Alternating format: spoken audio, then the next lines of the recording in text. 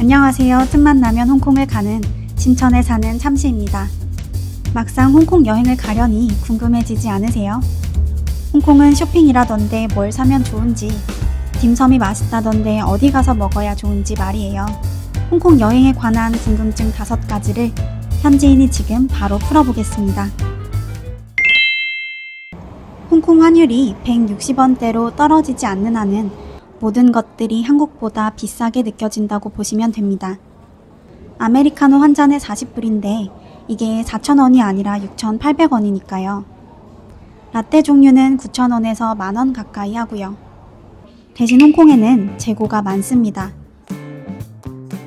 롱샴 핸들 파우치의 경우 한국 공식 홈페이지에서 스틸 컬러를 제외하고는 모두 재고가 없더라고요. 홍콩 매장에서는 핸들 파우치 전 컬러를 다 가지고 있었고 가격도 850달러로 한국보다 15,000원 정도 저렴합니다. 탑 핸들백 S 사이즈의 경우 가격은 5,000원 정도 저렴하지만 마찬가지로 공식 홈페이지에서는 2가지 색상만 남아있고요.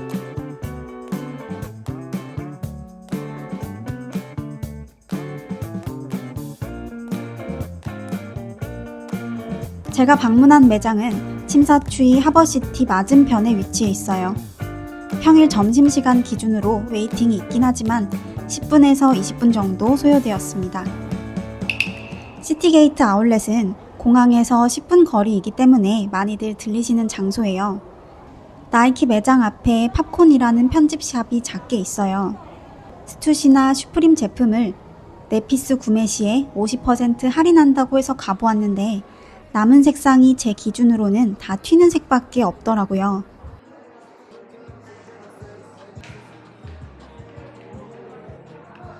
그리고 8월달 기준으로 폴로나 다른 브랜드의 할인폭도 크지는 않았습니다.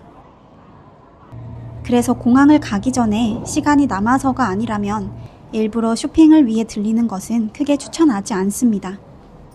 결론은 홍콩이 예전처럼 한국에서보다 저렴하게 쇼핑하기 좋은 곳은 아니라는 것입니다. 하지만 하이엔드 브랜드부터 많은 브랜드들이 다양한 재고를 가지고 있다. 그리고 한국에서보다 편한 분위기에서 둘러보고 쇼핑할 수 있다는 장점이 있습니다. 저도 영상을 만들면서 홍콩 감성이라는 말을 자주 사용하고 또 홍콩 감성을 좋아하시는 분들이 제 채널을 들러주실 텐데요. 책에서 한국에는 노포 식당은 있어도 노포 카페는 거의 없다는 말을 봤거든요. 그런데 홍콩에는 노포 카페가 많아요.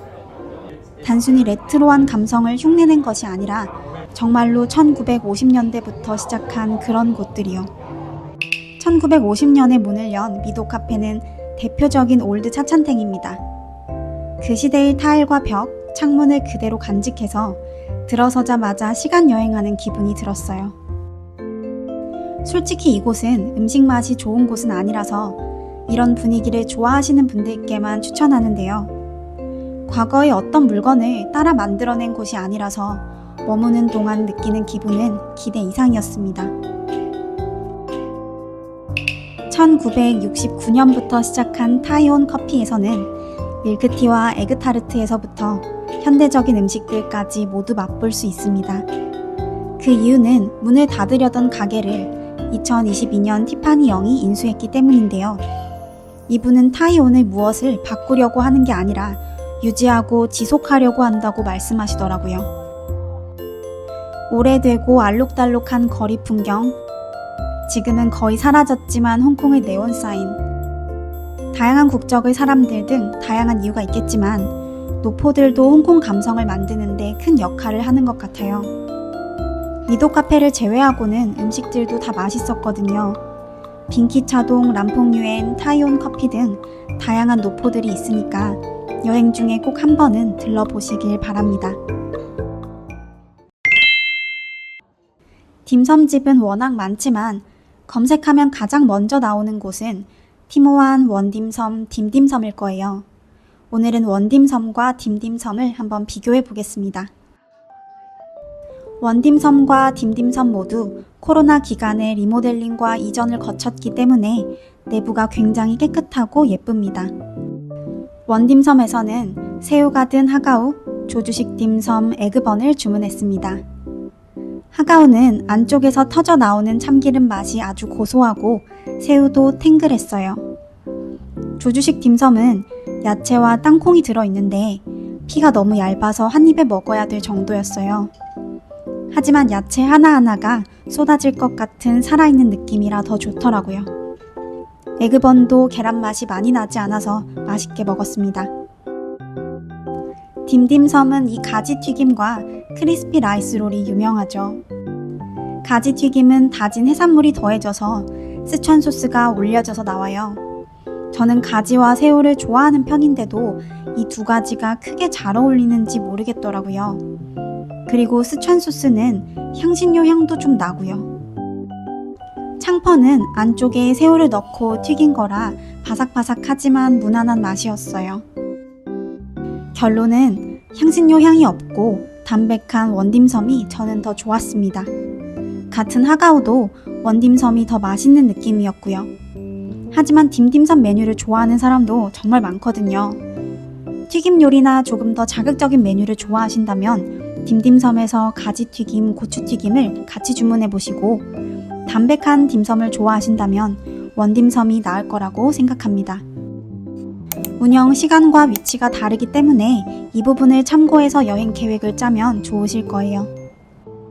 딤섬은 꼭 미슐랭 2스타, 3스타가 아니어도 어느 수준 이상이면 다 맛있는 것 같아요.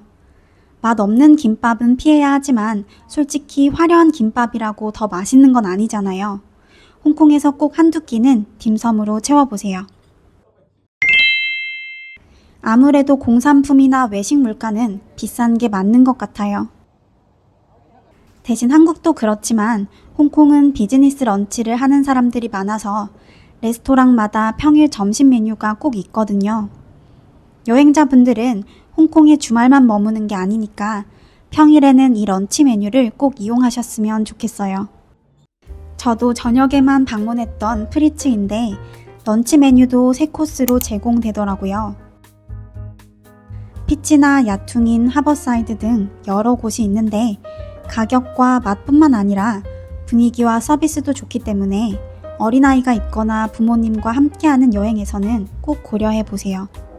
식사 시간을 꼭 지켜야 하니까 웨이팅을 하기도 어렵고 너무 좁은 자리에서 합석하는 것도 힘들잖아요.